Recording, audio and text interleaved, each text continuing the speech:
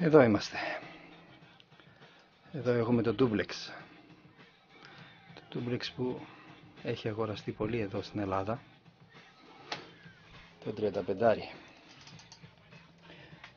Και μια και είπα 35, αυτή εδώ, από όσα γνωρίζω, είναι το ίδιο πράγμα. Απλώς ο κατοστάρης με το 35 έχει διαφορά στις τάσεις λίγο και στις 2L34.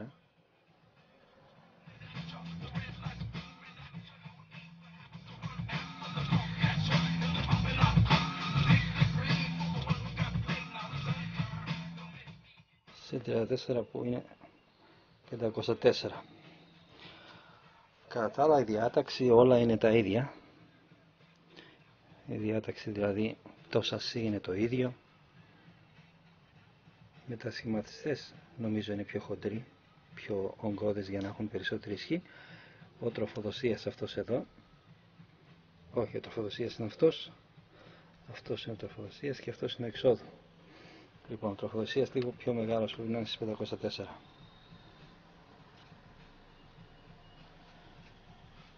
Όπως έλεγα είναι λίγο πιο ογκώδες σε σχέση με τον άλλο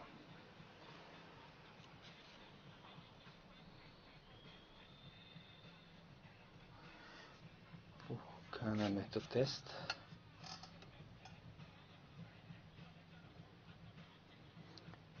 Εδώ υπάρχει ένας ηλεκτροληπτικός. Υπάρχει θωράκιση εδώ στα ποτασιόμετρα. Δεν υπάρχει συνεχές στα νήματα και τέτοια. Τίποτα τέτοιο. Αυτή η θωράκιση που έλεγα. Κόβει βόμβο. Ούτε τσοκάκι ούτε τίποτα δεν έχει. Αλλά εντάξει, είναι καλός. Από ό,τι έχω μάθει είναι αντιγραφή του Γκελόσο.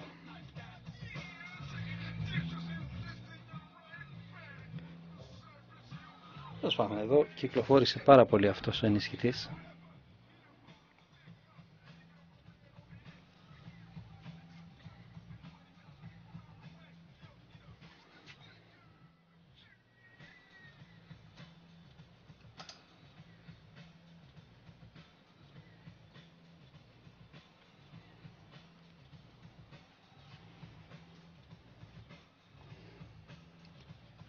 Έχει λιγότερα ποτασιόμετρα. Δηλαδή έχει ένα μικρόφωνο, δύο μικρόφωνα. Αυτό το έχει και σαν μικρόφωνο και σαν pick-up. Και μπάσα πρίμα όπως έχουν όλοι. Στην ουσία 3 εισόδοι. Αυτά. Όπως έχουμε πει, ο Δέλτα είχε πιο πολύ ποιότητα. Έτσι. Και ο Λύρης, έτσι. Ο Λύρης που έχω κάνει προηγούμενα έχει πιο πολύ ποιότητα, έτσι λέμε. Αλλά αυτά αποδεικνύονται στα όργανα. Αυτόν δεν τον έχω κάνει ακόμα τεστ ανάλυση.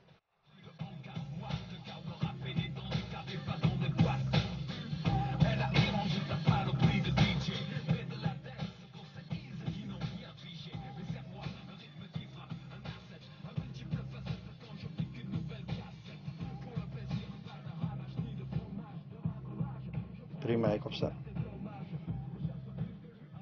Μπάσα flat, πρίμα flat.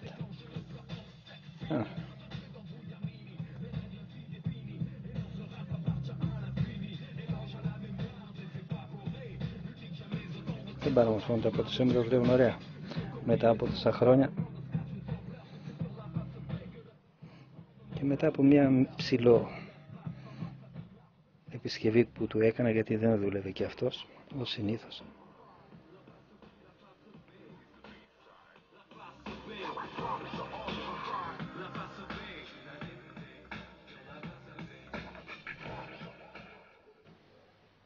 Αυτά.